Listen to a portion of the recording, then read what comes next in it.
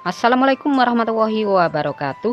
Berjumpa lagi ya dengan saya di channel ini. Apa kabar semuanya? Semoga selalu sehat, dilancarkan rezekinya, dimudahkan segala urusannya ya. Amin. Nah, di video kali ini saya akan berbagi informasi terbaru terkait aturan terbaru pencairan bantuan PKH untuk tahap 4 tahun 2024. Kira-kira ada aturan terbaru seperti apa ya? Maka dari itu simak terus videonya sampai selesai agar supaya tidak gagal paham dalam menyerap informasinya. Oke, langsung saja pada informasi pentingnya ya, yaitu peraturan bantuan PKH di tahun 2024. Nah, untuk para KPM PKH dimanapun kalian berada, jadi di tahun 2024 ini ada aturan terbaru ya mengenai pencairan bantuan PKH. Di mana untuk pencairan bantuan PKH di tahun 2024 ini itu masih sama ya, ada yang melalui kartu KKS, ada juga yang melalui kantor pos Indonesia.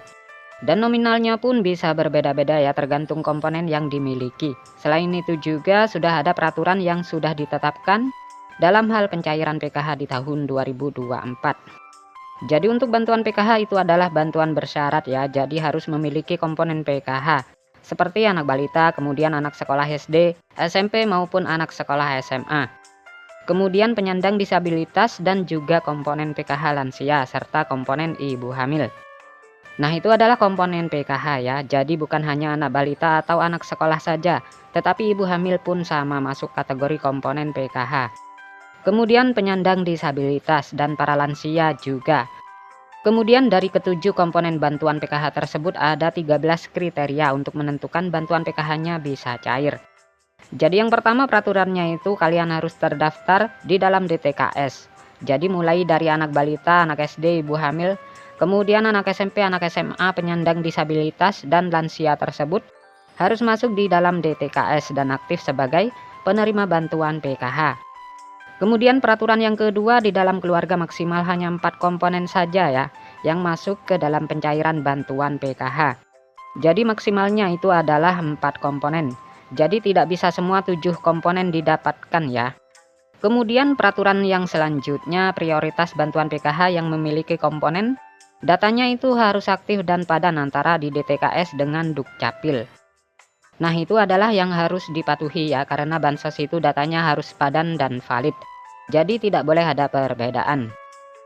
Kemudian peraturan yang kelima, jika kalian terdaftar sebagai penerima bantuan PKH anak sekolah, baik itu SD, SMP maupun SMA, datanya itu harus terdaftar di aplikasi Dapodik sekolah masing-masing dan datanya padan dengan DTKS. Jadi tidak boleh ada perbedaan. Kemudian peraturan yang keenam untuk komponen PKH balita. Nah, yang disebut sebagai komponen PKH balita itu adalah hingga anak yang kedua saja ya. Nah, apabila ada balita ketiga ataupun balita keempat dan seterusnya, maka sudah tidak dapat dibilang penerima bantuan PKH lagi ya, karena cukup dibatasi sampai balita kedua saja. Kemudian selanjutnya peraturan adalah komponen anak balita, umurnya itu adalah sekitar 0 sampai 6 tahun. Jadi jika sudah lewat 6 tahun itu bukan kategori anak balita ya, tetapi sudah masuk ke jenjang anak SD. Kemudian yang selanjutnya, peraturan ke-8 yang dianggap sebagai komponen disabilitas. Itu hingga 4 orang saja untuk komponen disabilitas. Jadi maksimalnya itu adalah 4 orang ya yang bisa menerima bantuan PKH dalam satu keluarga. Kemudian yang selanjutnya untuk komponen lansia, peraturannya adalah yang dibilang komponen PKH lansia sama ya seperti penyandang disabilitas, yaitu maksimal 4 orang saja yang masuk dalam pencairan PKH. Jadi dalam satu keluarga maksimalnya 4 orang ya untuk penyandang disabilitas dan komponen lansia. Kemudian peraturan yang selanjutnya untuk komponen lansia tersebut usianya harus mencapai minimal umur 60 tahun.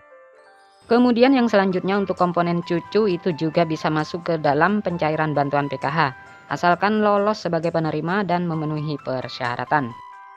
Kemudian peraturan yang selanjutnya yang ke-12 untuk komponen ibu hamil. Nah, yang dianggap atau dibilang komponen PKH ibu hamil adalah hanya sampai kehamilan yang kedua saja. Jadi apabila hamil yang ketiga kalinya atau keempat kalinya, itu sudah tidak bisa dapat bantuan PKH. Jadi sudah tidak bisa dihitung komponen PKH lagi ya. Kemudian peraturan yang terakhir, jika di dalam anggota keluarga memenuhi atau memiliki lebih dari satu komponen, maka yang dianggap penerima bantuan PKH adalah dari nominal yang paling tertinggi dahulu ya. Nah, misalkan ada anak penyandang disabilitas Kemudian juga memiliki anak yang normal yang bersekolah di jenjang SD. Sedangkan untuk nominal penyandang disabilitas dan anak sekolah SD itu nominalnya berbeda ya, lebih besar penyandang disabilitas dibanding dengan komponen anak SD. Maka yang masuk komponen PKH adalah komponen disabilitas yang didahulukan. Jadi sudah jelas ya, itu adalah peraturan bantuan PKH di tahun 2024 ini. Nah, sementara untuk jadwal pencairannya, untuk tahap 4 ini kemungkinan akan disalurkan di bulan Agustus tahun 2024.